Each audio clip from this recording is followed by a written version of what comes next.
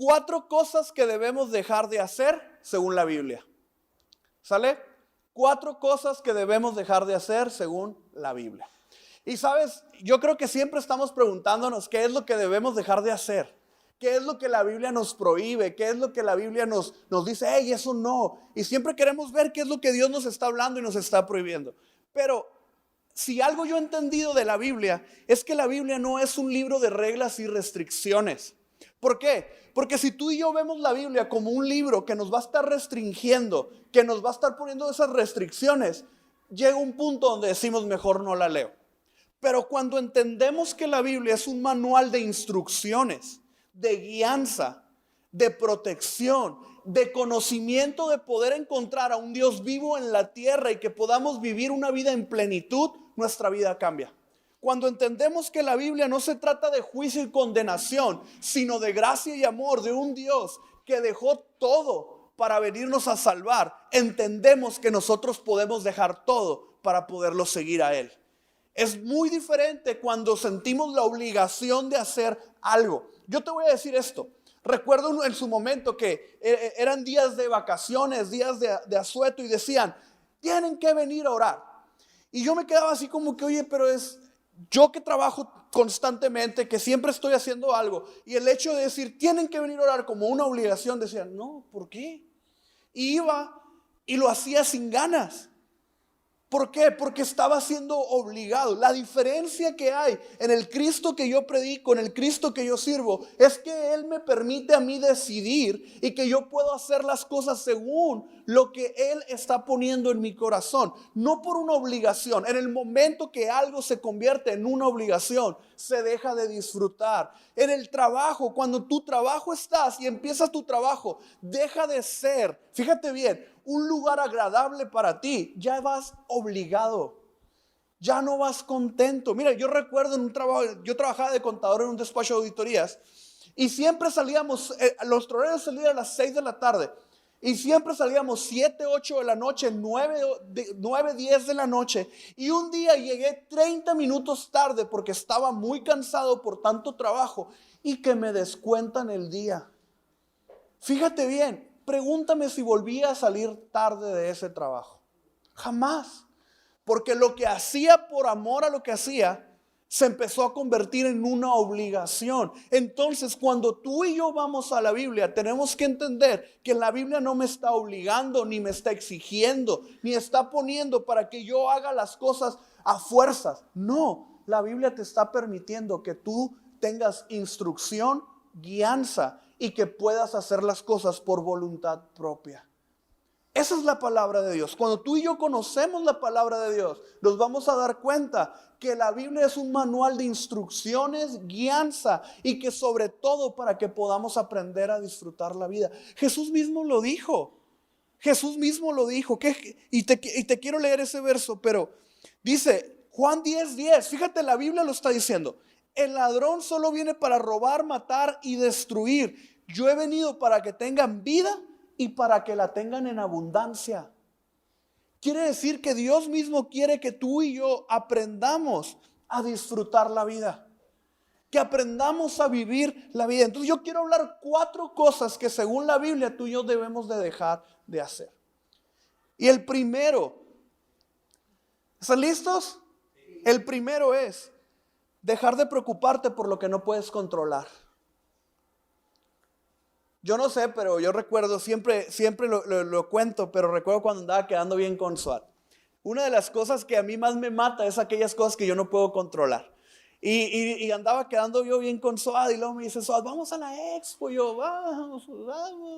Ni vaquero, ni ganas de oler vaca, ni popó de nada, y ni bailar, ¿no? Y pues a los juegos mecánicos, ¿a los qué?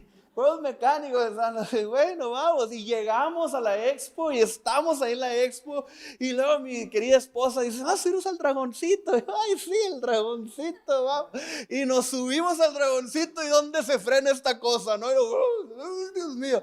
Y de repente ya nos bajamos. Yo estaba bien estresado, venía con los pelos de punta y de repente me dice, hay que subirnos a ese. Y yo, ¿a cuál? No, ya se acabó, ya lo van a pagar. No, sí, vamos, hay que subirnos. La araña se llamaba el mugroso juego. Y vamos ahí de repente. Es un juego que hace esto, ¿no? Primero así y luego va más para arriba, ¿no? Y tú vas en una cabinita y vas para arriba y vas para arriba. Y luego cuando ya estás bien arriba, de repente hace esto. Pero así chicoteado, ¿no? Entonces yo me subo con ella porque pues andaba quedando bien, hay que quedar bien con ella, y me subo y en un momento literal, ¿has visto en Facebook los que se desmayan en los juegos mecánicos? Yo fui uno de esos. De repente perdí así como Dios mío, y me bajo y le digo, mi amor, ya como que tengo hambre, vámonos a comer rápido. Pero todas aquellas cosas que yo no puedo controlar siempre ha sido un problema para mí. Si yo no puedo controlar lo que está pasando en mi trabajo, empiezo a estresarme mucho. Si no puedo controlar, ahora mi hija estuvo enferma, ya va para 2 semanas y no veíamos nada. Y yo le decía a los doctores, pues ¿cómo es posible que no se levante si ya le diste antibiótico? La llevábamos a emergencias, no la estabilizaban, regresaba a casa. Y yo estaba estresado porque no podía controlar la situación. Y a veces muchos de nosotros nos encontramos de la misma manera. No podemos controlar la situación y empezamos a tomar decisiones incorrectas. Pero ¿qué nos dice la Biblia? La Biblia nos dice en Mateo 6, 25 al 34. Por eso les digo que no se preocupen por la vida diaria. Si tendrán suficiente alimento o bebida o suficiente ropa para vestirse. ¿Acaso no es la vida más que la comida y el cuerpo más que la ropa? Miren los pájaros, no plantan, ni cosechan, ni guardan comida en graneros, porque el Padre Celestial los alimenta. ¿Y no son ustedes para Él mucho más valiosos que ellos? ¿Acaso con todas sus preocupaciones pueden añadir un solo momento a su vida? ¿Y por qué preocuparse por la ropa? Miren cómo crecen los lirios del campo, no trabajan ni cosen su ropa. Sin embargo, ni Salomón con toda su gloria se vistió tan hermoso como ellos. Si Dios cuida de manera tan maravillosa a las flores silvestres que hay, que hoy están y mañana se echan al fuego, tengan por seguro que cuidará de ustedes. ¿Por qué tenemos tan poca fe? Así que no se preocupen por todo esto diciendo qué comeremos, qué beberemos, qué ropa nos pondremos. Esas cosas dominan los pensamientos de los incrédulos. Pero su Padre Celestial ya conoce todas sus necesidades. Busquen el reino de Dios por encima de todos los demás y lleven una vida justa y Él les dará todo lo que necesitan. Así que no se preocupen por el mañana, porque el día de mañana traerá sus propias preocupaciones. Los problemas del día de hoy son suficientes para hoy. No te preocupes por aquellas cosas que no puedes controlar. Aprende a confiar en tu Dios. Aprende a confiar en el Dios que tú y yo tenemos.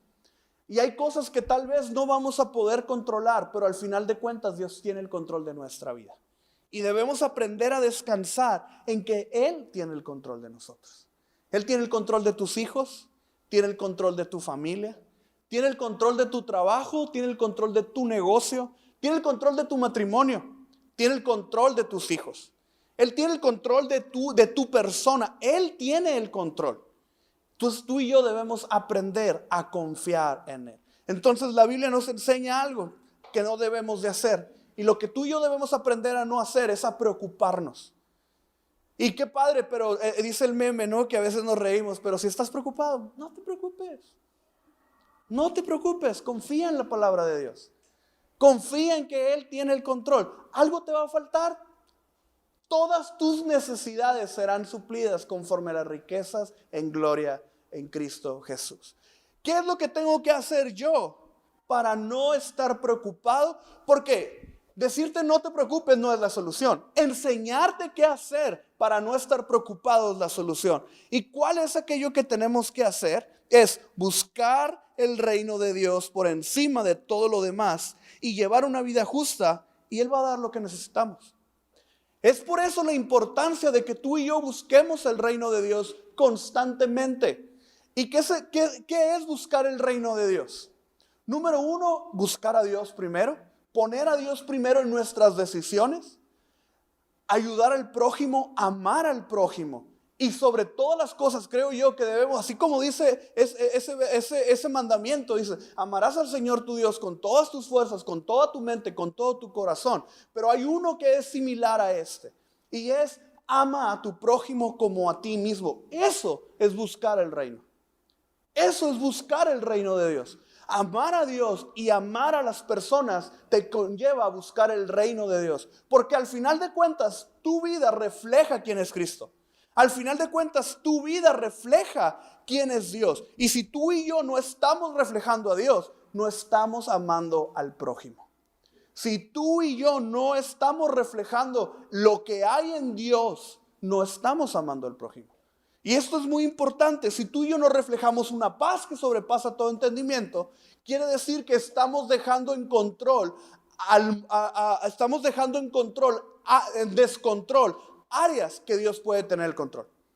Cuando tú y yo le dejamos el control a Dios, hay una paz que sobrepasa entendimiento en nosotros. Hay una paz que nos rodea, hay una paz que nos guarda y nos embarga, a pesar de las situaciones que estamos viviendo. Dios es bueno, Dios es fiel y debemos aprender a dejarlo a Él en control. Y siempre me encanta decir esto, pero ¿por qué no dejamos a Dios ser Dios? Dejemos a Dios ser Dios. Tú y yo podemos orar horas por algo, pero si nuestra vida no refleja lo que estamos orando, la oración puede estar siendo vacía y puede estar pegándole un techo y no pasando ese techo. Cuando tú y yo nos apegamos a la palabra de Dios, nuestra oración tiene efectividad.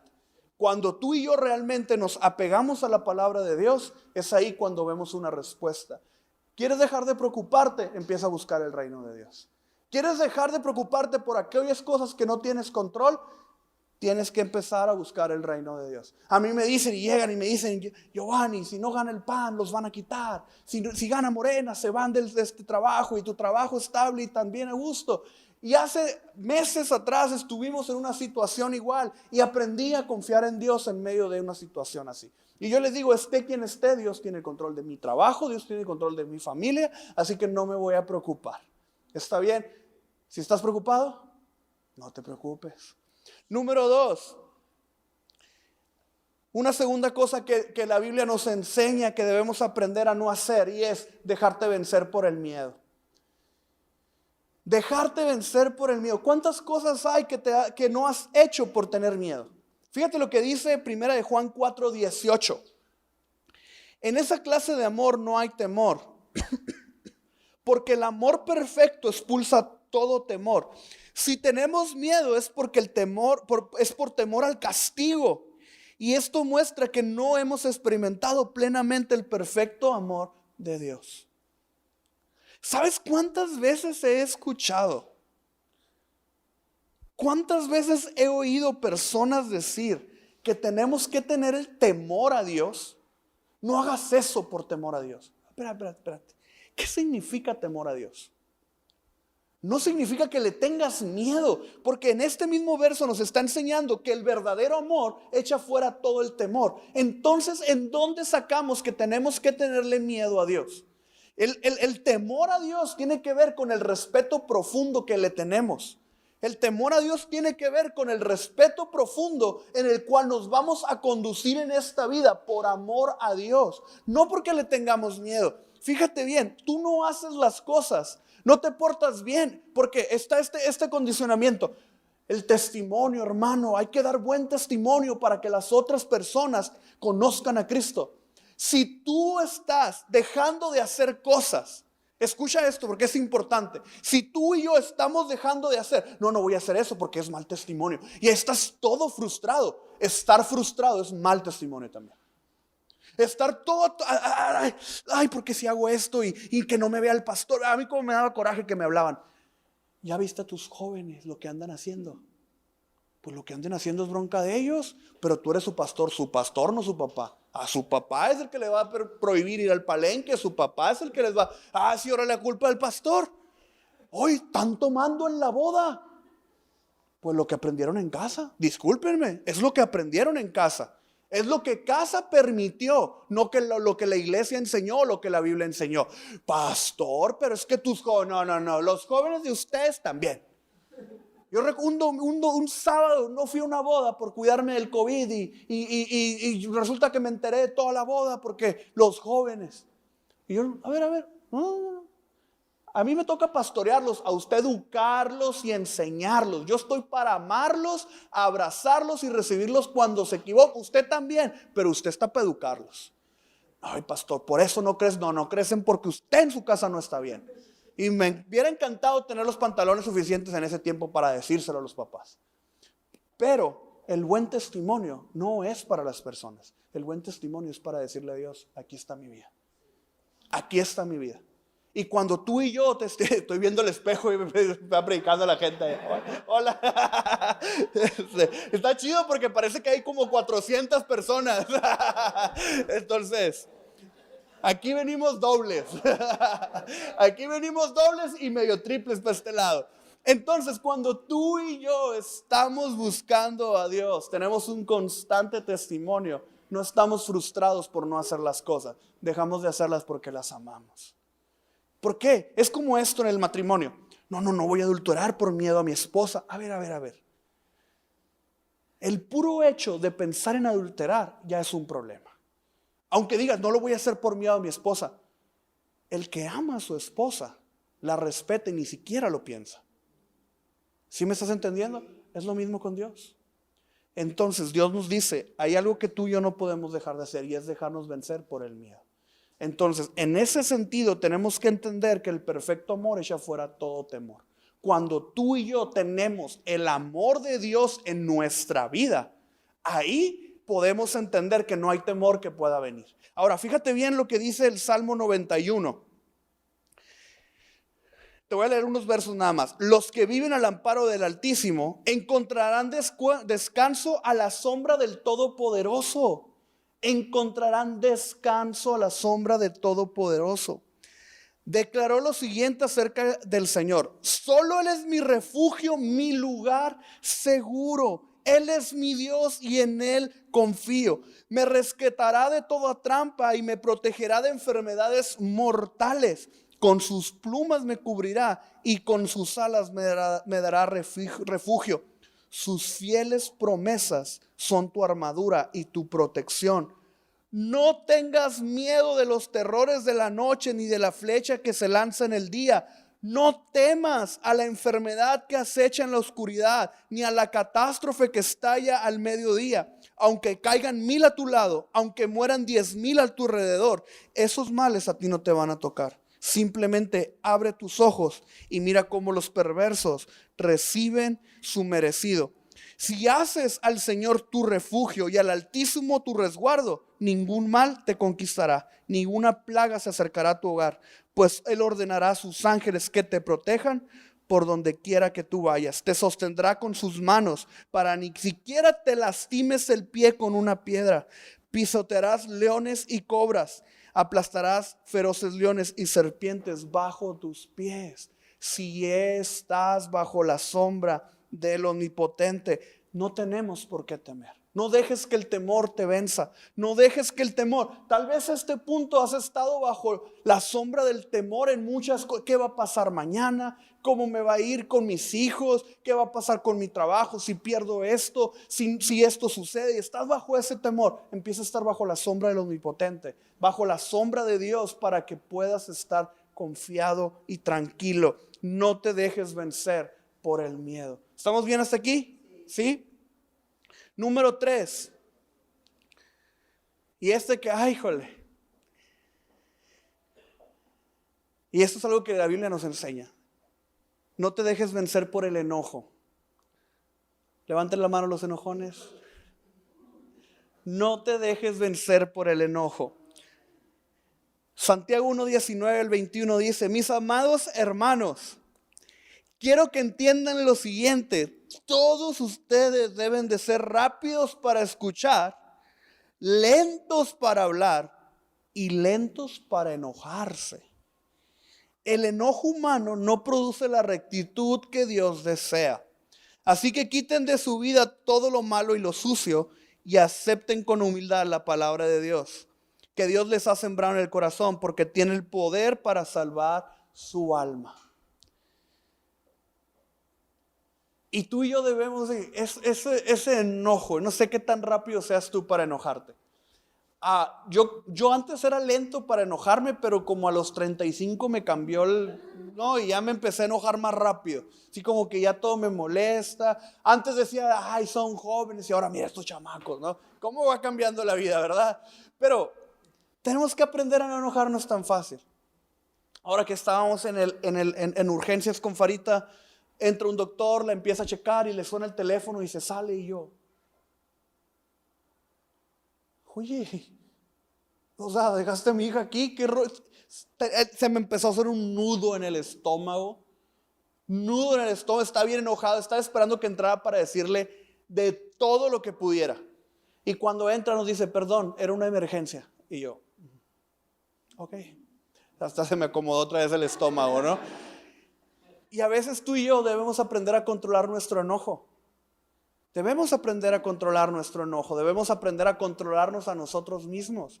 Tenemos que aprender que no siempre tenemos que hablar cuando estamos enojados. Por eso nos está diciendo aquí, lentos para hablar. A veces es mejor quedarnos callados cuando estamos enojados y esperar. La Biblia nos enseña que no debemos permitir que se ponga el sol sobre nuestro enojo. Eso tiene que ver con el hecho de no permitir que nuestro enojo nos dure varios días. No debemos permitir que el enojo nos venza. Vamos, 3 cosas que la Biblia nos pide que aprendamos a no hacer. Y una es preocuparte por lo que no podemos controlar. 2, vencer el miedo, que el miedo nos venza. Y 3, que el enojo nos venza. ¿Cuántas veces hemos dicho cosas de las cuales a la fecha estamos arrepentidos? Hay tantas cosas que a la fecha hemos dicho, ¿por qué dije eso? Yo en mi trabajo, de verdad, amo mi trabajo, amo lo que hago, de verdad, amo lo que estoy haciendo en mi trabajo, pero a veces por el puesto en el que tengo que ser o muy tajante o quedarme callado. Y se ríen mucho de mí porque ahora hacen algo que a mí me moleste. Entonces, al principio como que quería dar justificaciones, esto y aquello, pero algo simplemente me molesta y volteo mi cabeza a mi computadora y, estoy trabajando. Y me dicen, habla, ¿para qué? Eso ya me hizo enojar. O sea, mejor ahorita que esté calmado le contesto. Y los dejo hablando. Y he tenido que aprender en medio de mi enojo a decir, ok, lo voy a resolver. Sí, está bien. Porque tenemos que aprender a controlarnos. Y esto no estamos hablando de no dejarnos vencer por el enojo, pero lo mismo es no dejarnos vencer por los celos, lo mismo es no dejarnos vencer por el orgullo, no dejarnos vencer por muchísimas cosas. Pero de aquí en esta parte estamos hablando no dejarnos vencer por el enojo. Tú y yo debemos aprender a dominar nuestro enojo. ¿Se vale enojarse? Sí. ¿Es pecado enojarme? No. Es pecado no controlar tu enojo. Eso sí está mal. Aprendamos a no permitir a vencernos por el enojo. ¿Está bien? Y número 4, Luis, si me puedes ayudar, por favor. No sé por qué cuando entra el del piano como que todos empiezan a sentir unción, ¿verdad? O sea, el pastor puede estar bien ungido, pero si no entra el del piano no hay unción, nadie se cae, no hay milagros. Hasta que entra el piano ya es como que ya llegó el Señor, ¿verdad? Entonces, este cuarto que nos enseña el Señor, de que la Biblia nos enseña que no debemos de hacer, y yo creo que aquí es donde nosotros fallamos más constantemente. Y debemos aprender a no saturarnos de cosas y a no descansar. El descanso es necesario. Mateo 11:28 dijo, luego dijo Jesús, vengan a mí todos los que están cansados y llevan cargas pesadas, y yo les daré descanso. A veces queremos hacer tantas cosas queremos hacer, tenemos tantos planes y empezamos a querernos comer el mundo y empezamos a hacer tantas cosas que se nos olvida descansar, que nos olvidamos de las cosas que realmente son importantes. Y sabes, descansar es demasiado importante. Tomarte un día para ti es importante, descansar. Antes me acuerdo que teníamos días perfectos, mi esposa y yo, porque nos íbamos solos a caminar, platicar, comer, al cine. Y era tan increíble descansar de esa manera. Pero ahora tenemos una pequeña niña que nos trae chicoteados y no hay tanto tiempo para descansar. Y tenemos que aprender a descansar en todo momento. Trabajo siempre va a haber. Aprende a descansar. Problemas siempre va a haber. Aprende a descansar. situaciones que te roben el sueño, siempre va a haber. Aprende a descansar para que el sueño no te sea robado. Pleitos con tu cónyuge, bienvenido al matrimonio, siempre va a haber. Mentiroso el que diga, no, nosotros no nos peleamos. Ay, ha de ser su caso una arena de lucha libre, yo creo. Todos los matrimonios se pelean. Aprende a descansar. Que me gritó mi hija, es normal. Aprende a descansar. Que no veo respuesta del Señor, aprende a descansar. Estoy desesperado, estoy estresado, aprende a descansar. Y sabes, estamos tan acostumbrados a saturarnos de cosas. Estamos tan acostumbrados a decir que sí a todo, sí, sí, sí. Yo estoy acostumbrado y me dicen, oye, pastor, ¿nos podemos ver mañana? Sí.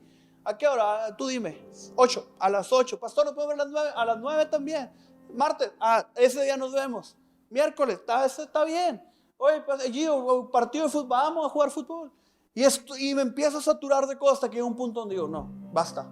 Tengo que descansar. Tengo que descansar. ¿Y sabes cuál es el mejor lugar en el cual tú y yo podemos descansar? En el Señor. Cuando nos refugiamos en el Señor. No venir a la iglesia porque estoy cansado es un error, porque cuando vienes a la iglesia a veces no es una obligación, quiero que esto quede claro, pero a veces muchos de nosotros es el único lugar donde escuchamos palabra de Dios, y aquello que te da descanso constantemente es estar escuchando la palabra de Dios a tu vida. ¿Por qué? ¿Por qué te da descanso venir a la iglesia? Porque aquí empiezas a escuchar esperanza. Aquí empiezas a escuchar milagros. Aquí empiezas a escuchar de un Dios vivo, un Dios que está para ti, que te regresa tu esperanza. Aquí empiezas a escuchar o ver hermanos que están igual o peor que ti de problemas, pero vienen y encuentran una paz que sobrepasa todo entendimiento.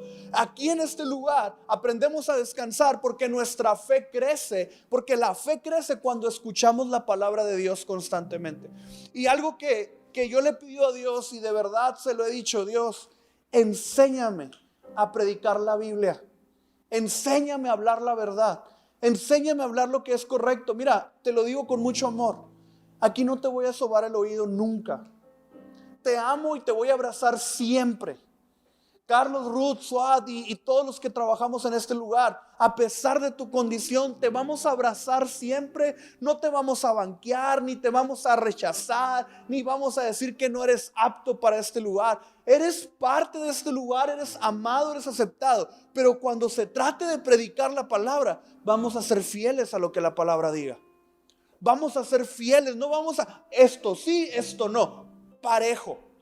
Cuando haya que hablar de pecado, vamos a hablar de pecado. Cuando haya que hablar de poner rectitud en nuestra vida, lo vamos a hablar, porque eso trae descanso a nuestra vida. Cuando la palabra de Dios penetra hasta lo más profundo de nuestro corazón, en ese momento descubrimos que hay un descanso muy bueno. Y esa es la palabra de Dios.